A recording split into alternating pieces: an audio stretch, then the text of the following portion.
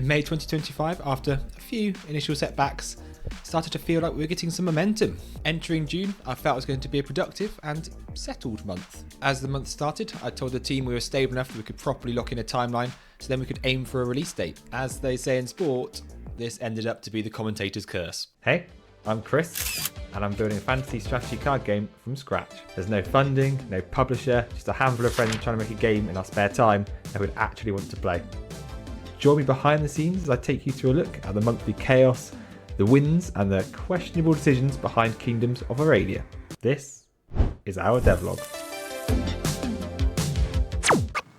One of the artists has just let me know they've secured a new job, and it's going to be impossible to balance Kingdoms of Arailia, their new commute and their new work. Although I'm happy for them, it is difficult news. They were actually the third person to join the KOA team, so they've been here right from the start, and they were great. But alas, whatever happens, we'll still beat GTA 6. The other impact is, of course, I need to go back to recruiting, and inevitably, another rework of the timeline.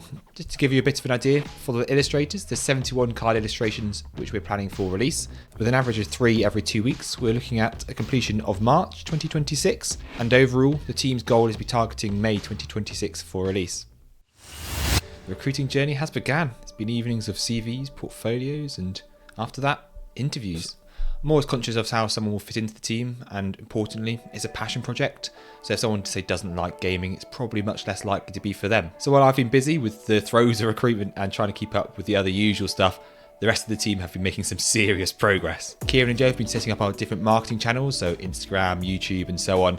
So we really wanted to make sure we had our logo ready for them, and also the world map, just so we could use them in the videos as well. But before we could do the logo, surprise, surprise, we had to work out the game's name. Kingdoms of Arailia was our acting placeholder, but collectively we did workshop a few others. One option was just Arailia. This makes some sense, as Arailia is the name of the continent from my book series, Tales of Arailia. I'm still working on the series, but all the game's characters, lore, and so on comes from this world. Although Arailia is very simple, we felt it didn't really tell a new player what type of game it is. Kingdoms does give more of a hint. It suggests power, battles, kingship. However, we're quite aware it's a word often used by games whose ethos is, quite frankly, could not be further from ours, and is, in my eyes, the scourge of the gaming world. We explored other ideas such as Realms of Arailia, but essentially came back around to the idea that how we market the game is essentially how people are going to see it. Kingdom Come Deliverance, for example, does not seem to suffer from using the word. Choosing a name is, of course, a very big decision, but in the end, we settled with Kingdoms of Arailia. As you can see with the logo, after playing around with many different ideas, we ended up quite near where we started.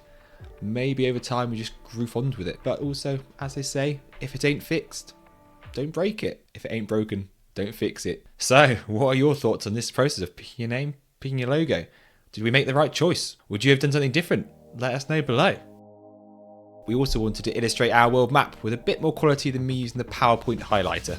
The idea being, it'd just be a great visual addition to our videos. Tom's also had the great idea that if we have it on the pack opening screen, it will show where units originate from. I set one of the artist's pool off with a draft version of the map, which I've made for my own reference. Being made in PowerPoint, yeah, it had some limitations, but was a step up from my previous version. With some back and forth, the starting of when I accidentally gave him the wrong version, which meant there were some placeholders included, such as the mighty city of Y, we simplified. This included reducing the colours and taking pinches of inspiration from many different sources, including my much loved Total War. In the end, we've landed in a place we're happy with. There's still a few tweaks to make, including shrinking the mountains for scale, but overall, we're in a good place. Of course, what is a game without the screens to welcome you to it?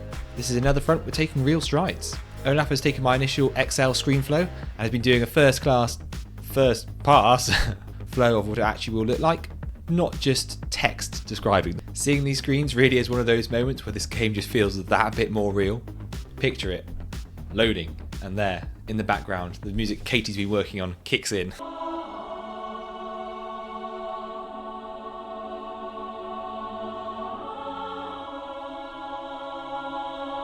On the battlefield, the devs have been smashing through the manual sim checklist. You can now draw cards, move them, and adjust their stats. Next up is adding a second player. With each month, we're moving away from more of the Excel files, and I can feel it approaching. The moment I finally say farewell to those trusty Excel battle sheets. But what about our timeline and finding that new artist? After the applications and interviews, we narrowed it down to a top 3. And perhaps foolishly, I didn't want to waste anyone's time, so I only asked the top choice to do the art test, and that confirmed he was good. By the time he'd accepted the offer, it was late July.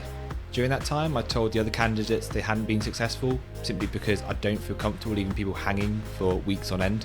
I sent over the documents, but he was slow to sign, and I thought eventually I had to give a deadline. We needed another artist to maintain our team's momentum. Then, the day before the deadline, right at the end of August, and 2 months after his initial interview, he pulled out, so we were left with no one. Did I mention I hate recruiting? For small teams like ours, a missing member does make a huge difference, and in times like that, it's up to me to fill the gap. That was June 2025, and a bit on the side. And what this process really has hammered home is creating an indie game in your spare time really is a challenge. Although the team is dedicated to make this game a reality, we don't know what curveball is going to come next, and how do you plan for the unexpected? So although the changes have pushed back our target release date slightly, we have made some great progress, and I know step by step we will get there. In next month's Devlog, join me for more cards, more code, and as I'm sure you can guess, more challenges.